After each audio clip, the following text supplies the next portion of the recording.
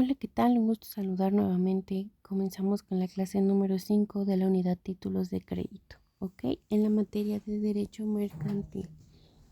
Para comenzar vamos a conocer un poquito sobre el concepto de títulos de crédito.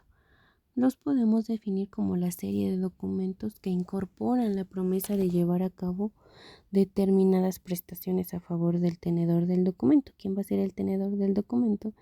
Pues ahora sí que meramente la persona que va a tener el documento en su poder.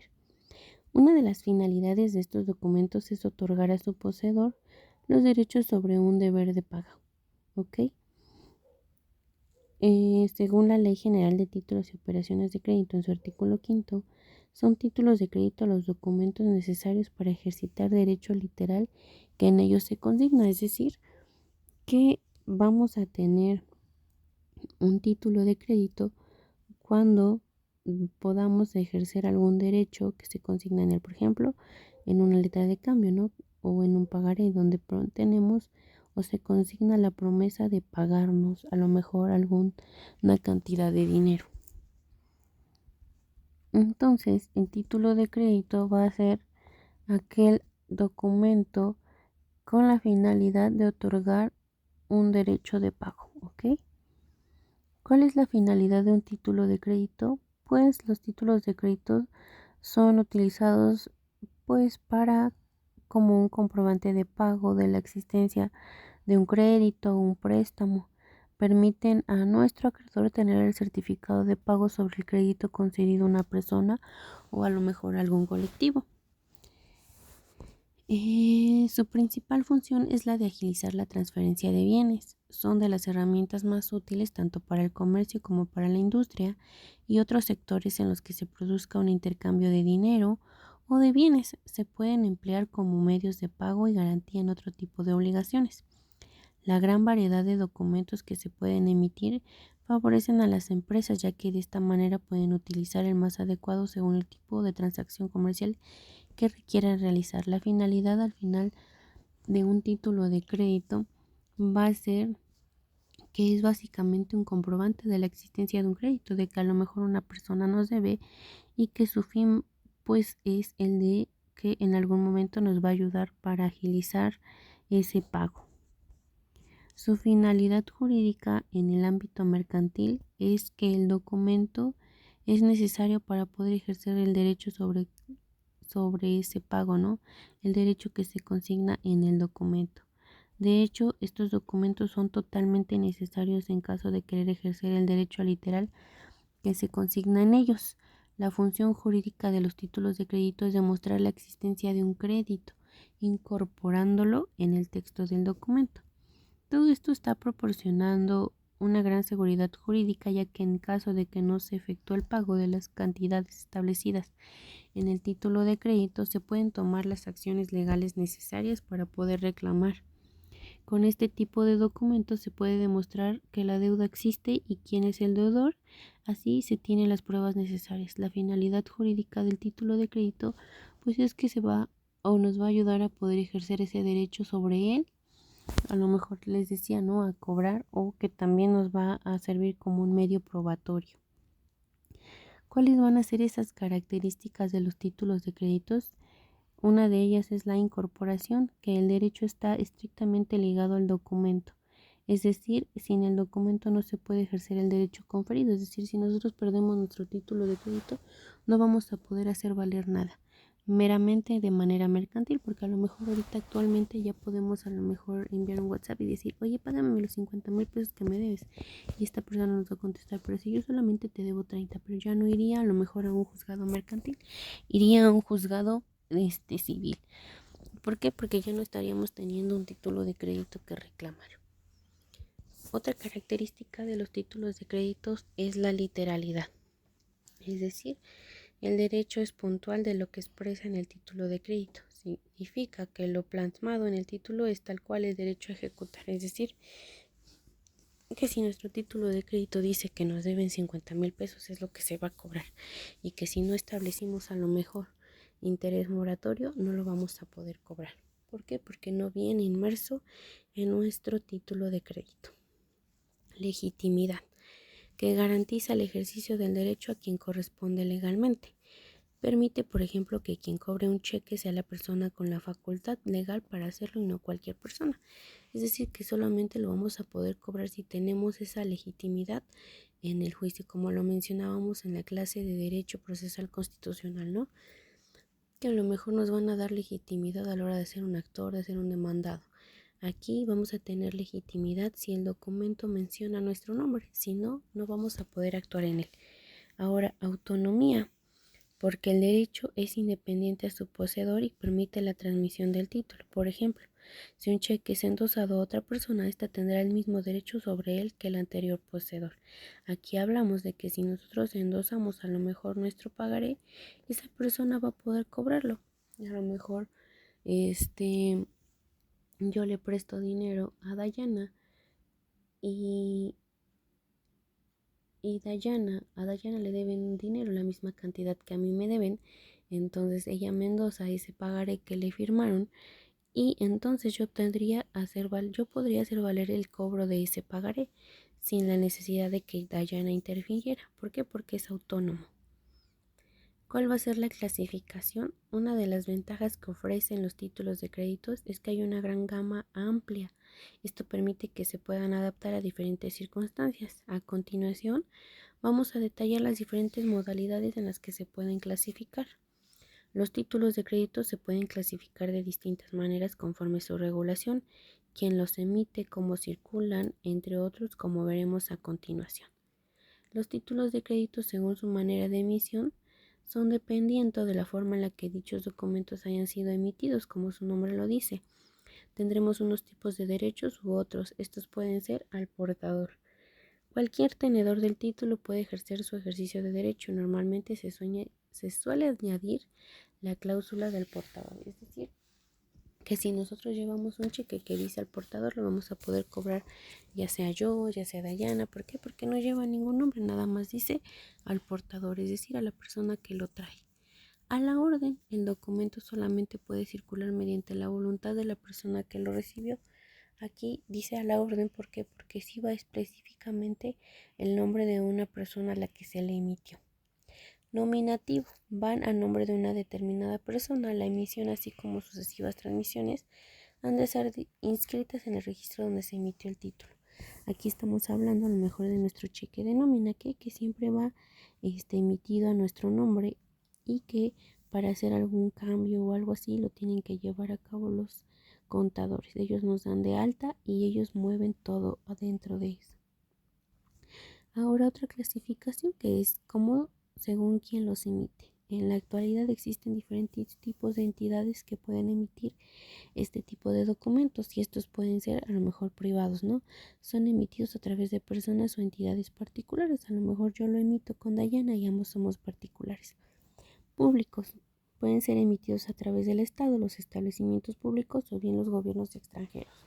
Aquí a lo mejor estamos hablando que yo, Dayana, tengo una tarjeta de salario rosa que nos da Alfredo del Mazo, que es a lo mejor que es perteneciente al Estado, que es a lo mejor un gobernador, y entonces estaría siendo un título de crédito emitido público. ¿Por qué? Porque sería proveniente del Estado.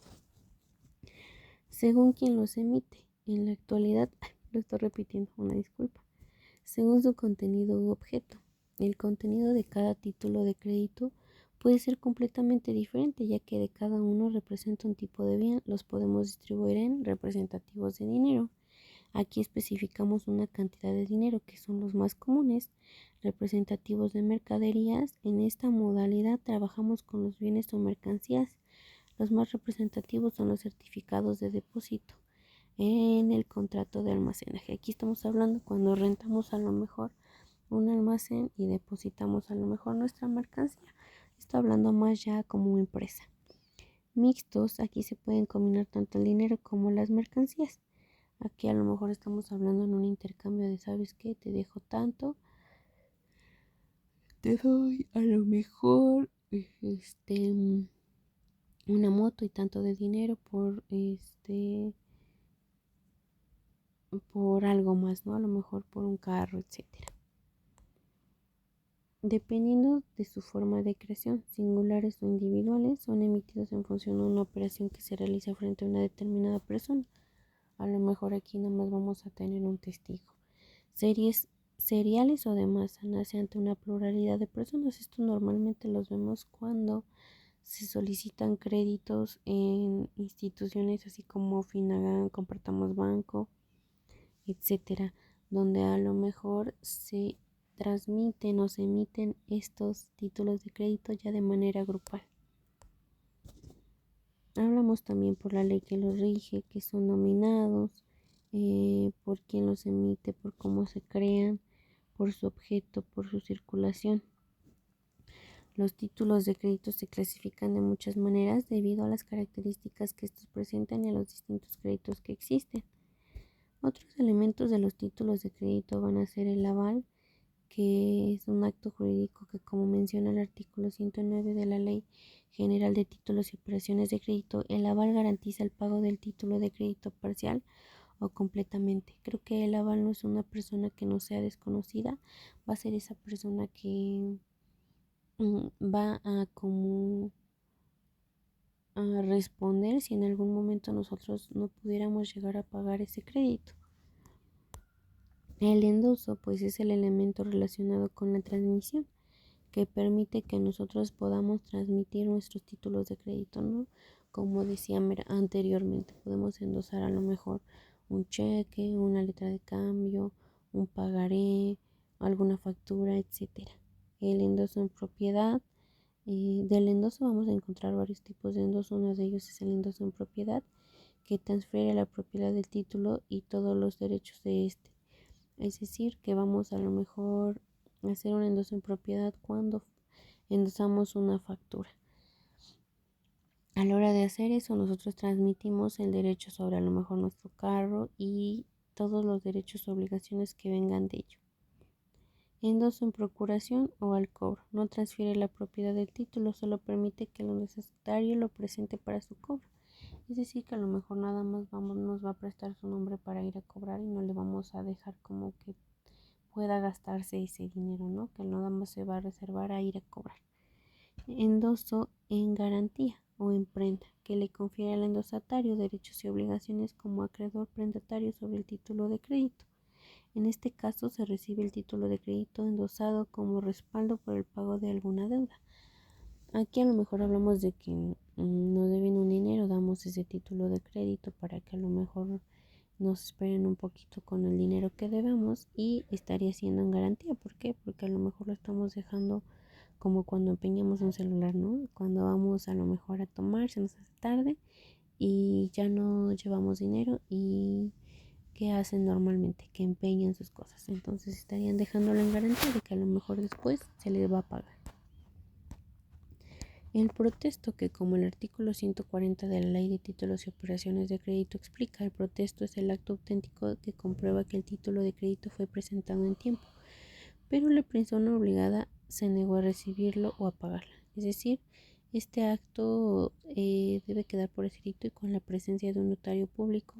Esto ya es meramente más como para iniciar a lo mejor un juicio. De hecho, el protesto no lo hacen también a la hora de iniciar el juicio, donde decimos protesto conducirme con verdad y donde decimos que a lo mejor todo lo que vamos a decir en juicio es cierto. Prescripción. La prescripción implica la caducidad del poder ejercer su derecho. Esto sucede por la falta de presentación para su aceptación o para su pago, por no levantar el protesto y por el transcurso del tiempo. Aquí hablamos de que dejamos pasar nuestro título de crédito, no lo cobramos y hacemos como dicen por ahí concha, entonces prescribe y ya no se puede cobrar. ¿Cuáles son las formas de transmisión? Los títulos de crédito pueden transmitirse por recibo de su valor extendido en el mismo documento o por hoja adherida a él a favor de algún responsable. Aquí a lo mejor estamos hablando de el endoso. La cancelación. ¿Qué sucede si el título de crédito es extraviado o robado? Al respecto de esto, la Ley de Títulos y Operaciones de Crédito nos establece que la persona que ha sufrido del extravío o robo de un título de crédito nominativo podrá reivindicarlo o cancelarlo. Quien opte por esta última podrá reclamar el pago del título, su reposición o bien su restitución, e incluso puede pedir que se suspendan las obligaciones consignadas en el título mientras queda cancelado o se resuelvan las oposiciones que se hubieran hecho en la cancelación. La persona que extraía o le es robado un título de crédito nominativo tiene derecho a pedir reivindicación. La reclamará quien tiene la posesión del título. Tiene derecho igual a pedir su cancelación y además el pago, reposición o restitución. Si garantiza reparación de daños y perjuicios, tiene derecho a solicitar la suspensión de las obligaciones consignadas en el título hasta que conceda totalmente cancelado o se resuelvan las oposiciones. En la reposición de un título de crédito tiene por objeto que por una orden del juez se trasladen en un documento nuevo los derechos cambiarios del título original para que el más reciente se consignen las características de incorporación, es decir, que el juez va a decir y va a ordenar que se nos vuelva a lo mejor a pagar ese título de crédito. La prescripción es el plazo del tiempo en el que, una vez transcurrido y reconocido por la ley, no puede establecerse un impuesto a cobrar, una deuda o comprometer ante una instancia. La prescripción es la pérdida total de la acción cambiaria porque no se ejercitó en el tiempo legal para cobrar. La caducidad va a ser ese número de días, semanas, meses o años que han de pasar para que el contrato finalice, se haga efectivo y consecuentemente la obligación finalice o el derecho. ¿Cuáles van a ser esas excepciones disponibles a los títulos de crédito? Pueden ser a lo mejor fracción primera, la de incompetencia y falta de personalidad del actor. ¿Qué es incompetencia? Que estamos metiendo a lo mejor nuestra demanda en un órgano que no es competente, que a lo mejor también no tenemos la personalidad de actor. ¿Por qué? Porque debería ser a lo mejor Chanita y yo quiero ser a fuerzas. Fracción segunda, las que se funden en el hecho de no haber sido demandado quien firmó el documento, a lo mejor decir que está falsificado, que no es mi firma, etc. Las de falta de representación, de poder bastante o de facultades legales en quienes suscribió el título a nombre del demandado. Las de haber sido incapaz el demandado de suscribir el título. A lo mejor que estemos peleando que nos paguen un título de crédito una persona que a lo mejor no es vidente, que a lo mejor no sabe firmar, etc. Las fundadas en la omisión de los requisitos y menciones en el título de crédito, es decir, los títulos de crédito traen requisitos especiales y si no se cumplen con ellos no vamos a poder hacer valer ese cobro. Fracción sexta, la de alteración del texto de documento, es decir, que agregamos a lo mejor un cerito, que agregamos a lo mejor un 6, etc. Las que se funden en que el título no es negociable. Las que se basa en la quita o pago parcial que consten en el texto mínimo del documento en el depósito de importe de la letra. Las que se funden en la cancelación del título, las de prescripción y caducidad. Las personales que tenga el demandado contra el actor, la declaración especial de ausencia de quien firmó en los términos de la legislación especial en la materia que se establezca.